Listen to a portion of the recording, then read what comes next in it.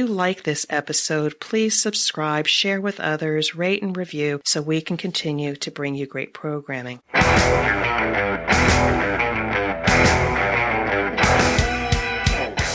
is The Thing About Cars, a podcast for car enthusiasts and the people who love them.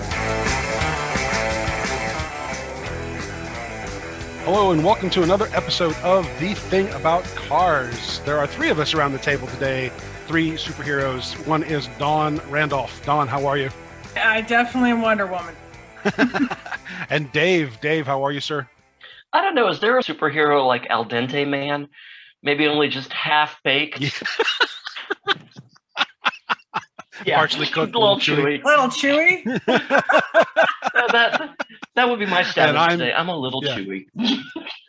And you put the tomato stuff on and you get saucy.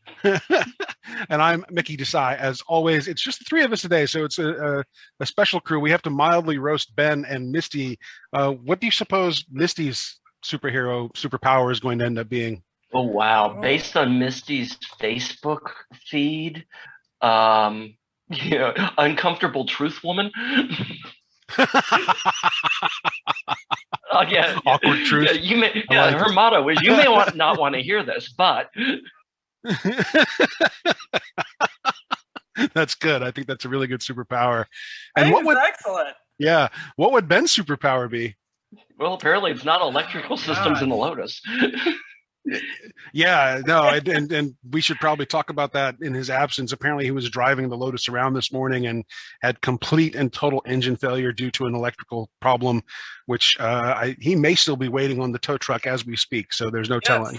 Yeah. And then he had to push the Lotus and downhill, and he fell and skinned his knees. Yes. Fortunately, he didn't lose control of the Lotus as he was pushing it downhill. Thankfully. And thankfully, the Lotus came out unscathed. Thank God. That's the most important thing. He will heal. Exactly. So I hope he gets all that sorted. I'm going to grind my gears. So I'm going to do a quick grind my gears. Sure, let's, we're free forming it today. In fact, let's not even do a trivia. We'll make up trivia as we go through. Yeah. Yeah, there's like a trivia question. You start grinding your gears, and Dawn and I are just going to make up random shit through the rest of the show. I love it. Sounds great. It's a random shit kind of day. I love that. All right, so I've got a couple small things here we might harp on for a minute. But one thing that always gets me is when I'm reading a car magazine or going through a car blog and they feature pictures of a hidden car or a secret car that's in development, and you actually see pictures of it in car camouflage, which is supposed to prevent it from being photographed or being identified or whatever. And yet you're totally aware of what it is. And my snarky comment whenever I see one, which is, this thing is being hidden by Detroit, I'm like, oh, look, a car. It's like, it's not changing the fact that it's a Mustang. I can tell that that's a Mustang, or I can tell that it's a whatever it is. And it just happens to have this weird paint job on it, which isn't really, anyway, car camouflage photos kind of grind my gear because they're not really camouflaging. It would be a lot more impressive if they would camouflage them as like livestock. I don't know how they got that heifer up to 280, but they did. I'm sure we've all said that before. I'm kind of stunned here. I don't know what to say. But I mean, really, can make it look like a UFO or something. Is that a car? Because the camouflage makes it look uncannily like Angelina Jolie. Exactly. I mean, the Bronco stuff was in development for the longest time, and it's a huge hit for Ford, and I'm happy that they're seeing success in it. But for the longest time, whenever they posted a spy photo of the Bronco, every single time I'm like, oh, look, a Bronco. Not a horse. It's not a horse, and they could have done that. They could have had a horse, That's right. I mean, that would have been interesting. That would have been interesting. Still said, "Oh, look, a Bronco." Yeah, I'm just like, why go through all the effort of trying to car camouflage anything these days? If it's in development, it's nothing's that big a secret anymore, and we've also reached a point where most SUVs, in particular, are starting to just look alike. So why bother? All right. So the other thing that grinds my gears is sort of a safety thing, and it's people who drive around in the rain with either no lights or their high beams are on. and both are equally bad. And that just grinds my gears. I'm like, turn on your lights in the rain and turn off the high beams in the rain, because that's a good way to blind yourself and everybody else. And actually, we've never talked about those. The change out to, is it the halogen lights that are the really bright, intense lights? No, I think, if I'm not mistaken, that the halogen lights are the older technology, and everything now is going towards LEDs. LEDs, yep. Okay. Yep. LEDs, yeah. Because those halogens are annoying. They just don't look. I don't know. They don't look carish to me. They look garish to me. They're just not attractive. Well, that's an interesting one also, because I have wondered, the move to LED means you don't have to have a round bulb anymore. So, right. that you've got ring headlights and you've got angled headlights and let's say you're talking about somebody driving in the rain and someone comes up behind you. We're naturally programmed to look for round beams of light. And now all of a sudden you've got something coming up behind you that looks like, maybe it's like, headlights written in Arabic. And exactly. Yeah. Or taillights. I mean, it's almost like there. I saw a taillight that did the little graduation where they went. It's like started at the beginning and kind of, See, now I think that looks cool. I think that it looks cool, but you don't know that it's actually their official. Or is it their turn signal? Or yeah. Right. I mean, you don't know. You're used to seeing it come on in red. They're stopping. But all of a sudden, you see these other things, and you're like, "Are they stopping? Are they stopping? Are they automotive Vegas showgirl?" Exactly. And it's just that your mindset. Those of us of a certain generation, you're looking for the big round guys. Get off of Don's lawn. There anymore. Right. Okay. That really grinds my gears. Right. Well, and LEDs being what they are, what I miss about LEDs, or what I miss about halogens rather, is that with a bulb and the right reflective surfaces, you could actually shape the light and throw it the right way and do cool things with it. And with the new technology, it seems that no one's trying to do that. No one's trying to conform the light to specific patterns. And instead, what I'm hearing about is they're developing technology so that the LEDs lights can be pointed via computer to avoid certain things, so that you can still have extremely bright lights on the front of your car, but now a computer is going to say, oh, don't blind that driver, or don't illuminate the rain, just illuminate the road, which apparently they can do. And things like that. Interestingly, in the 70s, there was a inventor who invented high beams that could sense oncoming cars and would automatically go to low beams and then pop back up to high beams, so you wouldn't have to, and could not get any of the car companies in Detroit to buy it, because it was like it was going to add like $15 to the headlight system per car, and it like threw their whole cost model off. So well, the one thing that's really kind of fascinating about, as I think about it, high beams are, I don't use mine very much because I forget that they're on the steering wheel. I remember I always had the ones that you pushed on the floor. So, there was a little button and you stepped on it. Are you sure you want to be admitting this to us, Dawn? I do. I'm pretty proud of this, that I know this. And I just always forget those high beams because you have to do it with your hand and there's nothing on the floor, and it is what it is. There are so many different snarky comments trying to get out of my head.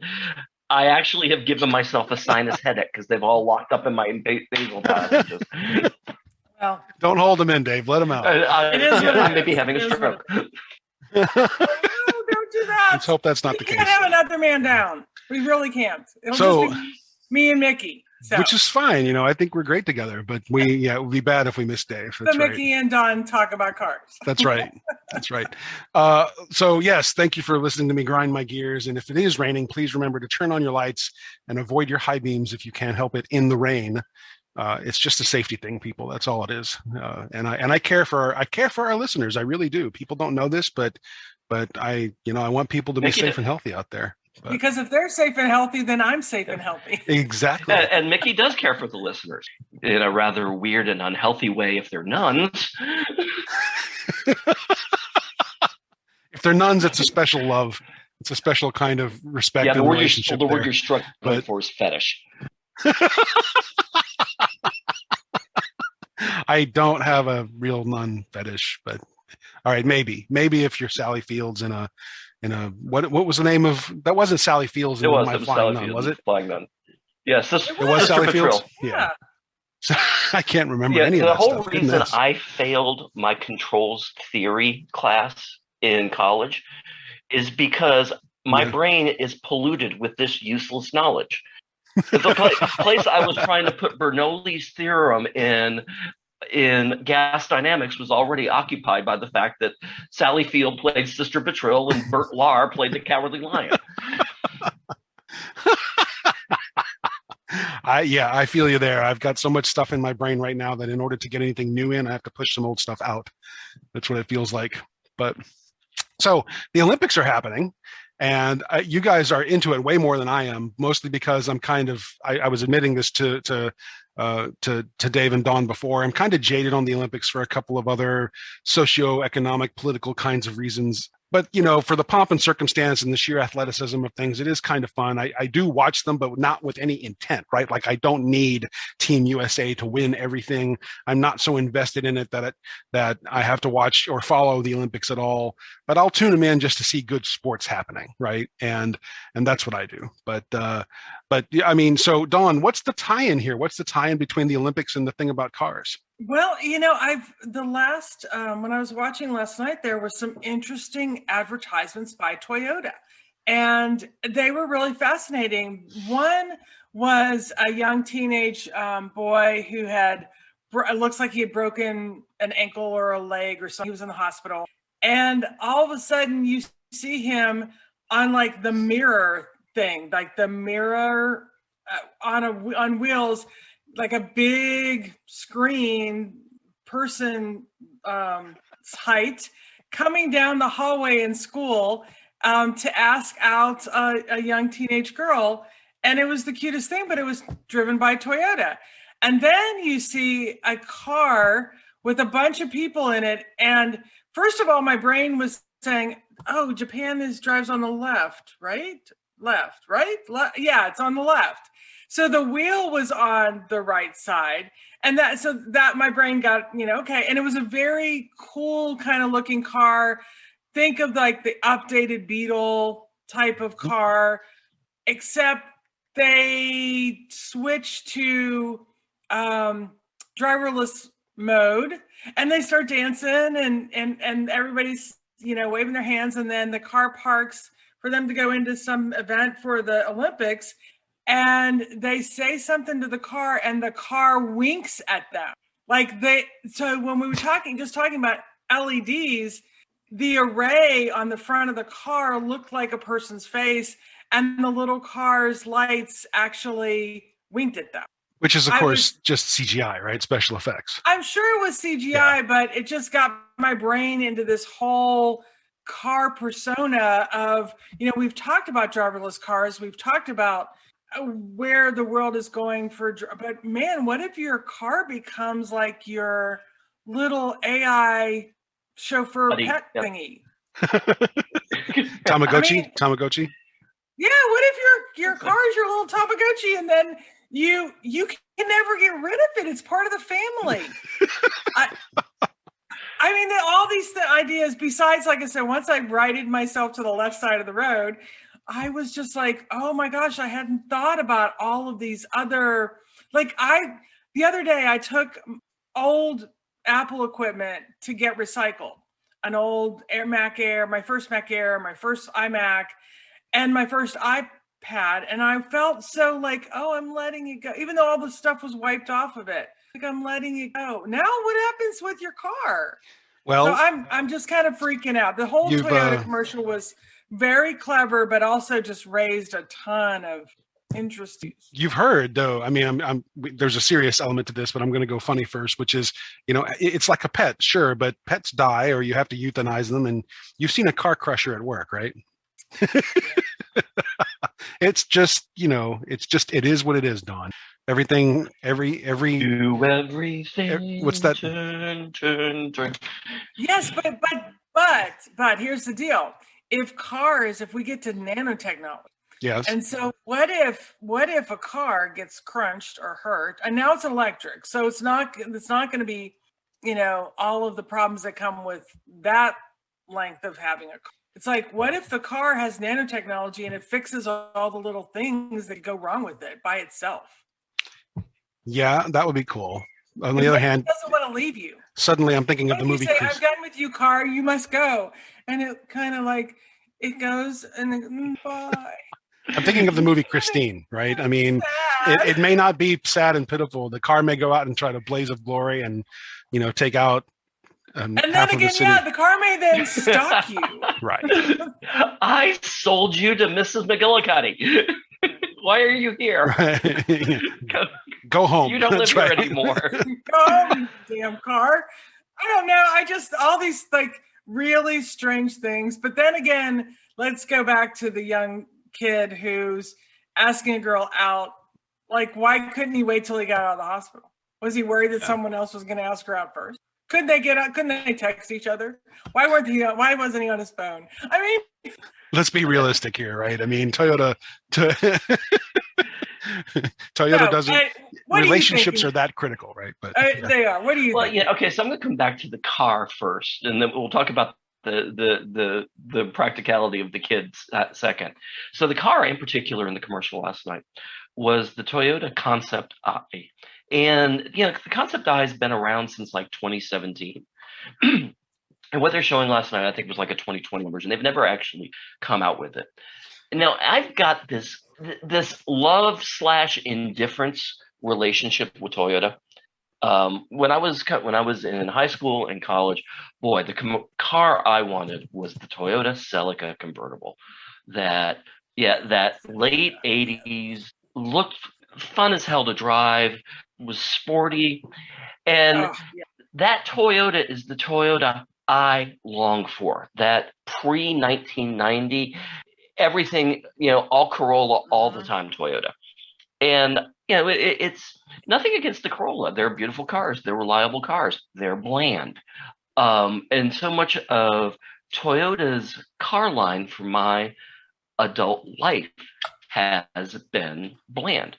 The opening ceremonies of this Olympics, in my mind, was a Corolla of Olympics. It was, I made it through. I managed to last through Montenegro, and I'm like, I just got to go to bed. I'm bored out of my. Do you think there was?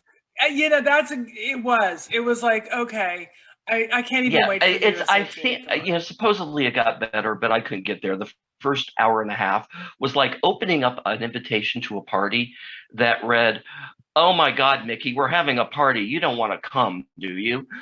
We're just having chips and dip. It's not going to be much fun. And just so I look. Beer. I look at this ad for the Concept I, and they had another ad for the Mirai, which in Japanese means future. And they're fun, they're energetic, they're interesting. The Mirai at the end of the day is like a resculpted Corolla. It's just another 4-door sedan. I guess where I'm going with this is the kid in the mirror, the people being shown in the Concept I. There is a small counterculture of fun people in Toyota that is completely and totally repressed. And their only way to get messages out to us is they're signaling the rest of the world through these advertisements. We are here. Please come rescue us. please buy this car. We may drive. Yes. Because otherwise we're just going to be making, the Toyota accessible people movers and the e-pallet automated things. And, we will conquer the world one boring ass car at a time. And we will install an AI personality into it. So Dawn will believe that she is in love with Binky, the Corolla K. Did you say Binky? That's my sister's nickname. Oh, that's too funny. And you're right. I actually was in love with the Celica too. It was out of my price point, which is why I got the Ford Probe. And I think you're right. That's why I've never otherwise bought a Toyota, because they are pretty milk toasty. They are well-made cars. They'll last forever. But I mean, they are very well made, and they're reliable, and they're so you make that decision. You make that hard choice. Do I get what I say always, a beautiful Jaguar that you need two of because one will always be in the shop, or do you get a Toyota? Well, and this is why, I mean, completely semi-related tangent here, but this is why that people decorate their cars. They trick them out. And, if you can't afford the stylish car that you want, you take the milquetoast car and you simply make it your own. And I think that's at the root of what basic cosmetic customizations are all about. There's nothing incongruous about flames on a Corolla. Hey, I'm not going to judge anybody for their style. I mean, I take that back. I may judge them briefly, but it is theirs. They got to do what they have to do. I have no problems with judging people. I'm gay. It's the way of my people.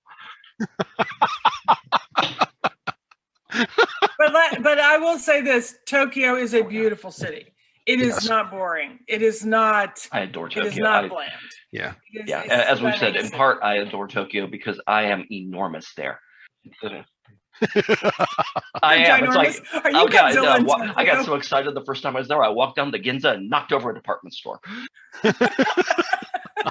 I've never been to Tokyo. It is one of the things that I love about Tokyo. First off, it's immaculate. It's like the entire city. They go over with a good coat of pledge every single night. I mean, it's cleaner than Germany.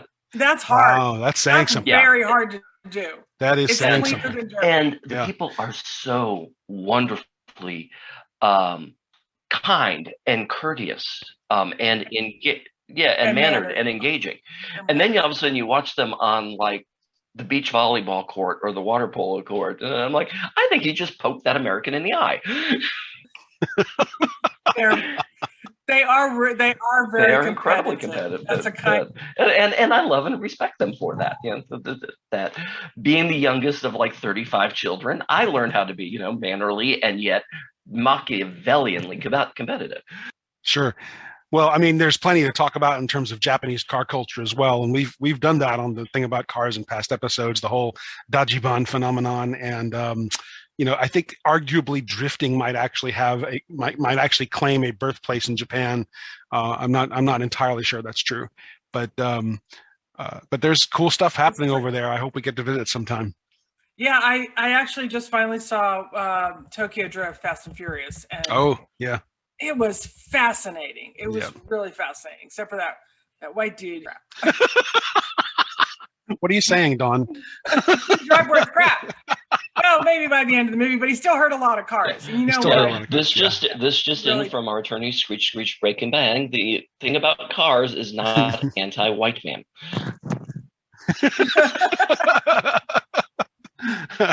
We're anti-bad driving, and we're anti-car destruction. Anti-people that hurt cars. Anti-car destruction. That's right. Accept that. That's right. That's right. Yeah.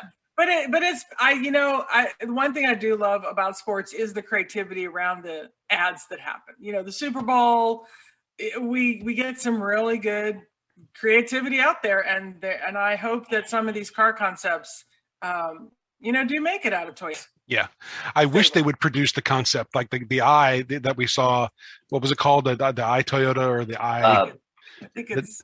That cool looking jelly bean looking thing. I wish they'd produce that. It looks great. It's an eye catching thing. If they can make it work, the body style alone should save people gas, right? So, anyway. We've talked about this before. The concept eye is kind of a boutique product. It's a niche product. That Celica convertible is a niche product. On Misty's behalf, the MX-5 is a niche product. At some point, somebody has to make niche products. But there are a hell of a lot more people who want to buy Corollas than there are who want to buy an MX-5. God bless Mazda for making it. I think that it is a function of a company's marketing strategy, saying, okay, no, we're in the business of selling to people who have no interest in cars. And so, I'm sorry, go ahead, John. Well, and the other thing that's really fascinating that I love about this is we get to see what's happening in other cultures or countries. A lot of those cars don't make it our way. I mean, they're not in America. They're in it kills the me Middle to see East. Right. They're in Australia. They're just not coming here. It kills me to see a cool car that we can't get in this country. And it kills me when a manufacturer comes out with a really compelling design for concept purposes that never make it to manufacturing. It's just, why? I mean, show us this exciting thing just so you can justify selling us the mundane thing. That doesn't make much sense to me at all. Here's the concept I. We're not going to sell it in the United States. Buy the damn Prius. Right. So Toyota, we're available for some marketing expertise if you need it. Bring her our way. I mean, I'm looking at this thing and I'm going, dog, this would be amazing. Right. I'd love to drive this, and I think I'd call it Jelly Bean. Oh my God.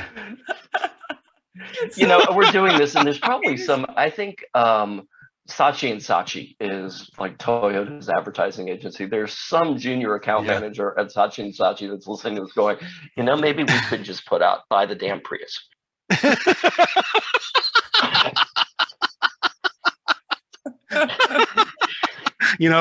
Let's lay money on that. How long before we see that ad, right? Buy the damn Prius. Buy the damn Prius. All right. On that note, let's wrap the show. What else have we got before? Any parting words for our family of listeners today? Since we're not doing trivia this episode. Well, I was trying to make up something, but it's not what? Working. We've had random trivia again. So okay, let's do this backwards forwards. Yes. Sister Patril was played by who? Answer A, Sally Fields. Answer B, the damn Prius. Answer C, Jelly Bean, the concept car. Or answer D, Binky Menengus. What car would Jesus drive? No. So I do actually have a legitimate item of trivia if you guys want. Shall I read it real quick? Go for it. All right. This has nothing to do with the Olympics, unfortunately, but it does have something to do with international manufacturing of cars. The Ford EcoSport is the first vehicle imported into the U.S. from which country? Is that Albania, China, India, or Brazil? Again, we did this one. We did this one? We did this one last week. Yes, the answer is Sally Field. The answer is Sally Field, exactly. I was like, I know the answer to this. Wait a minute, we did this one last week.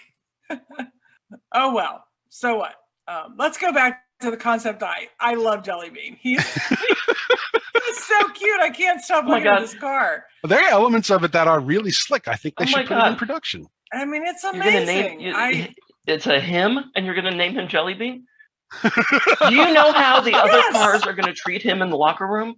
Hey, sometimes you just have to be a Jelly Bean. Thank you, as always, for joining us for The Thing About Cars. We really appreciate you being part of our family. And if you have suggestions for guests or topics or trivia questions, please send them to us via the Thing About Cars website. That's thethingaboutcars.com, or our Facebook page, which is, I believe, simply facebook.com/thethingaboutcars. In any case, we're searchable there on Facebook. And we'll be with you again with another episode in about a week. Hopefully, Ben and Misty will be back fully recovered from their respective issues and with brand new superpowers intact. And we'll have fresh trivia from our trivia czar, Tim Rogers. In the meantime, stay safe and healthy out there, you guys. Be careful. We'll see you soon. Thank you for listening. This has been The Thing About Cars. We'll see you on the road.